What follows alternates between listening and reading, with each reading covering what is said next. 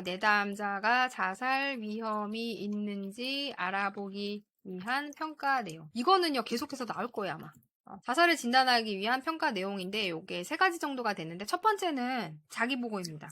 자기보고는 객관적인 검사 도구로서 본인이 자살에 대해서 어떻게 생각을 하는지를 좀 알아보는 게 있는데, 대표적인 게 BDI가 있죠. BDI, BSSI, BHS 등을 사용을 해서 자살에 관련한 심리적 문제가 얼마나 심각한지 정도를 좀 객관적으로 탐지를 하고 탐색을 해야 된다. 자살 위험의 심각성을 요거를 평가를 할 수 있고요. 두 번째는 어떤 게 있을 수 있어요? 그죠?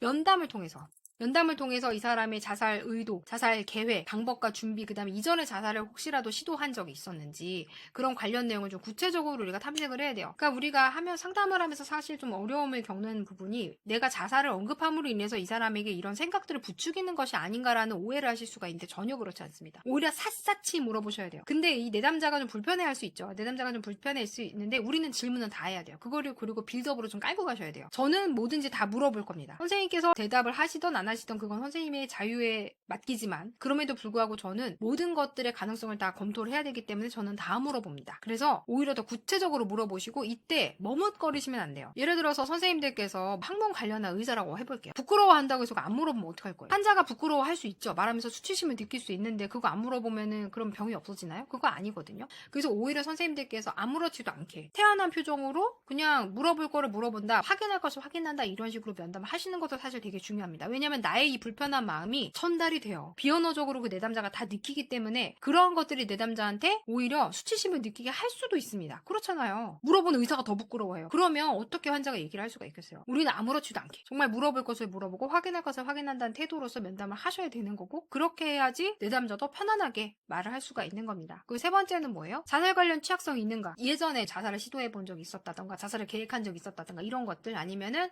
본인이 지금 신체적인 문제가 있는가, 예를 들어서 난치성 질환을 앓고 있어서 그 병으로 인해서 너무나도 고통을 많이 받고 있는다든지, 아니면은 뭐 암이나 뭐 지속적인 질환 같은 거 있잖아요. 그런 분들인지도 보셔야 되고, 최근에 혹시 경제적인 어려움을 겪고 있는, 경제적 문제를 유발하는 사건들을 경험한 적이 있는지 그런 것도 봐야 돼요. 빚을 졌다던가 지금 실업 상태라든가 뭐 이런 것들이 있을 수 있죠. 그 다음에 대인관계 문제가 있는지, 최근에 상실을 경험한 적이 있는지, 중요한 사람에 대한 상실을 경험을 한 적이 있는지, 아니면 가족이나 친구들 중에, 아니면 가까운 사람들 중에서 자살로 인해서 목숨을 잃은 분들이 있는지도 샅샅이 조사를 해보셔야 됩니다. 이런 것들을 좀 평가를 하고 그 다음에 이를 바탕으로 개입이 들어가야 되는 거겠죠. 네, 그 다음에 이어서 나오는 내용이 뭐냐면, 내담자가 자살 위험이 높을 때 조치 방법입니다. 자살 위험이 높을 때 조치 방법은 여러 가지 형태로 문제가 나올 수가 있는데, 비밀 보장과 관련돼서 문제가 나올 수도 있고요. 자살 위험이 높을 때 조치 방법으로 그냥 그대로 기출처럼 나올 수도 있고, 또 하나가 자살과 타살 위험이 높을 때 어떻게 하면 좋겠느냐라고도 문제가 나온 적이 있어요. 그렇기 때문에 선생님들께서 요거는 확실하게 좀 정리를 하고 넘어가시는 게 좋겠다. 뭐든지 확실하게 정리를 지금 하고 넘어가야 나중에 문제를 보고 후회할 일이 생기지 않습니다.